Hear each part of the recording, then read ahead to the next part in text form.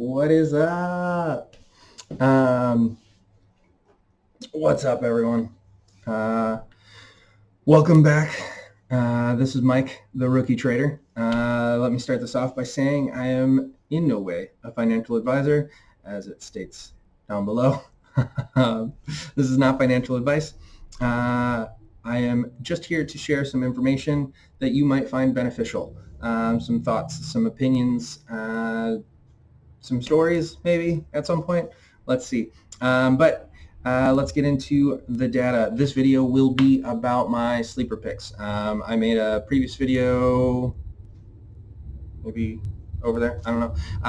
On the channel, there's a previous video about my main plays, the big ones that everyone is talking about, AMC, SBRT, ATER, VBIG. I cover all those in the other video. In this video, I am going to give a little bit of a threshold update with some new threshold plays. Also, while doing some homework last night, found another play that looks a little juicy to me that I might get in on. But I just wanted to provide you guys with some information on my sleeper picks.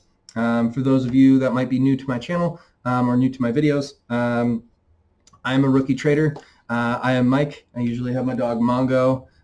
His portrait painting is up there that my girlfriend did. I think she's amazing at it. She's working on another one, and the English Bulldog looks awesome. Yeah, I'm a rookie trader. I always usually open the video letting you guys know that I am a rookie trader, and I always try to emphasize that I have lost more than I have gained. People go, well, why would I listen to you? Or why do you say that if you want people to listen to you? My thing is, I learned from my mistakes. I learned the hard way, and the reason why I mention that is because I want people to know, hey, I'm not someone out there trying to tell you only the things that I win and try to spin it a certain way, try to tell you guys, oh, you should do this, you shouldn't do that. That's not me. I have lost, and I'm in the process of clawing my way back. And in the last couple of weeks, it has been working out fairly well. I've done a lot more homework, which is something I always recommend with this. It's money. It can evaporate on you really quick if you don't have a plan, if you don't stick to your plan, and if you don't do your homework. I am just providing this information because I find it very helpful for me, and I'm hoping that it is helpful for people out there. To just get right into it, my main list is currently up to 27 different stocks that I go through, and I covered the ones that really stand out to me in my last video. My sleeper list keeps growing. It is up to 24 different stocks that I track, and let's get into some of the ones that I mentioned in my previous video, or in the previous sleeper part of a previous video. But JOBY is one that I have mentioned before. 100% utilization, which is up from let's see, Thursday when I did the info. Short interest, which is down a bit to 243.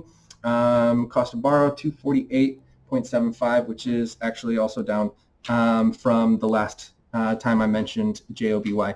But it looks to come back to test that $11 area. But I do see a breakout at around 13.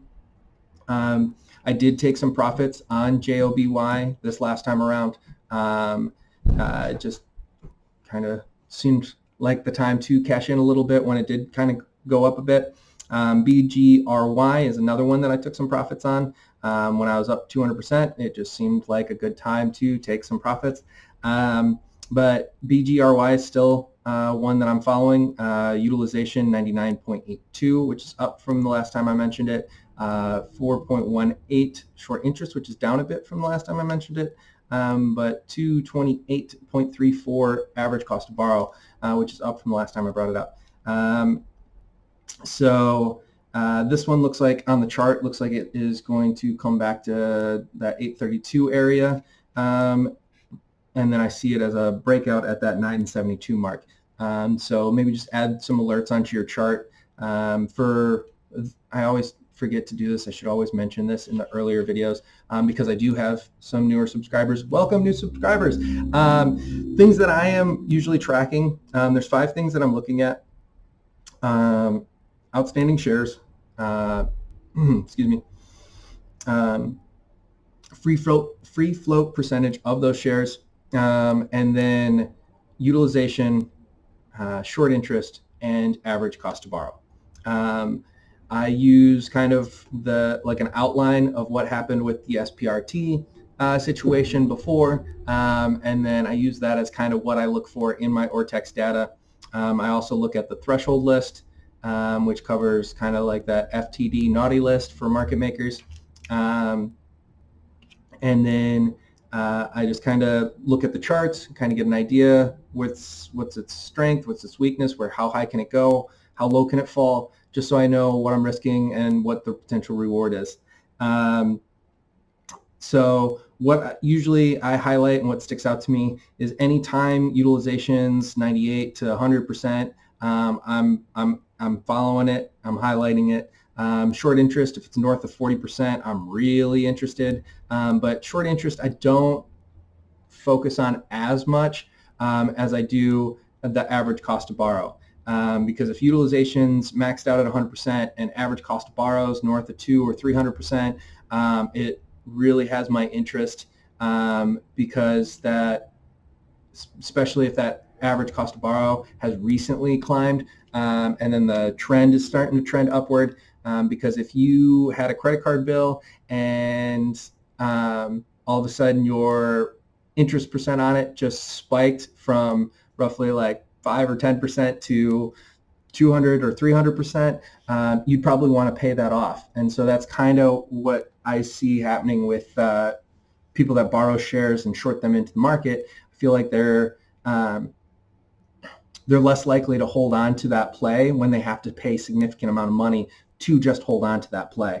And also they're losing money in the process of holding on to that play if it's starting to trend upward. So just to kind of give some people some information on that. LIDR is a play that I got in on. When it ran up 20% real quick, I did take some profits on that one. The reason why I didn't let that one ride is because I'm kind of flying blind with the Ortex data on that one. I do have the utilization 99.63, which is down a bit from the last time I mentioned it, but the short interest doesn't show, so that kind of makes me feel like I'm flying a little bit blind.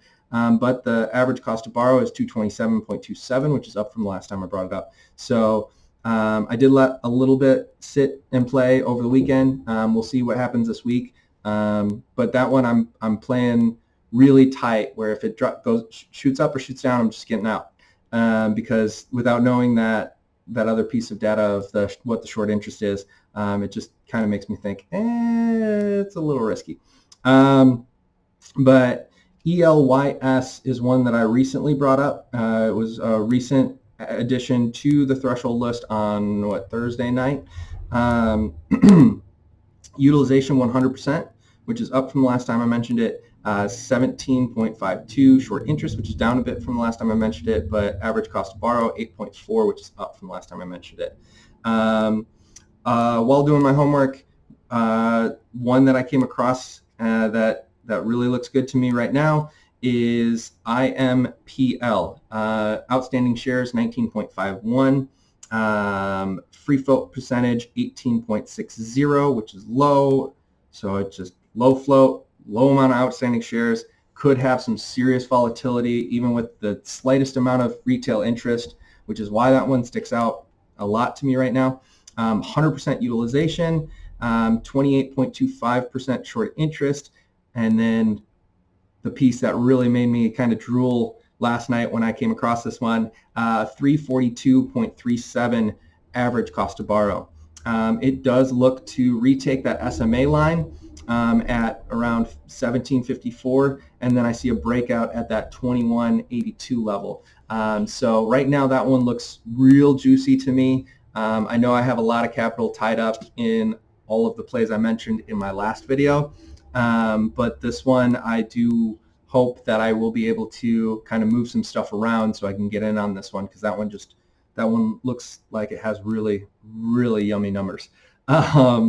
Some other ones that I did add to this sleeper list recently that I'm tracking. I'm not sure if I want to get in on them now, but I'll probably track them for a few days before potentially going for it. OTMO, FAMI, OG, and FBRX. Those have all recently been added. There's another one that I'm going to cover here in just a second. But those are ones that I did add to my tracking list, and I will probably jump in on their charts and set some alerts. If they hit certain levels, maybe I'll be a little bit more interested in them. But that Ortex data, I want a little bit more idea of what the trend is on those before potentially getting in on any of those. And then the last little one, ABVC. It is a new stock that was added to the threshold list as of last night. And the outstanding shares, 24.2 million.